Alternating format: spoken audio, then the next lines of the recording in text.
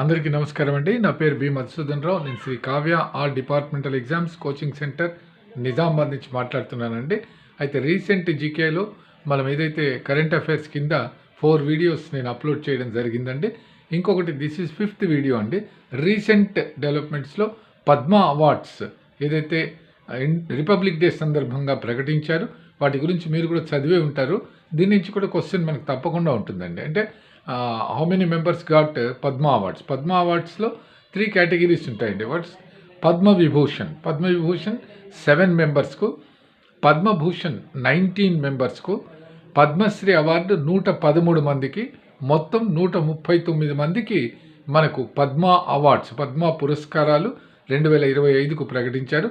అందులో స్త్రీలు 23 మందికి, అలాగే ఫారినర్స్ ఎన్ఆర్ఐల వాళ్లకు 13 మందికి, మరణానంతరం పొందినటువంటి వాళ్ళు 10 మంది ఉన్నారండి.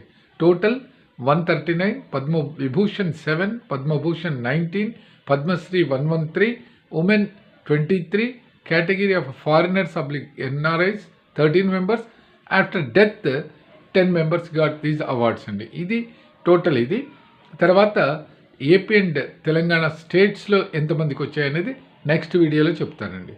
Thank you.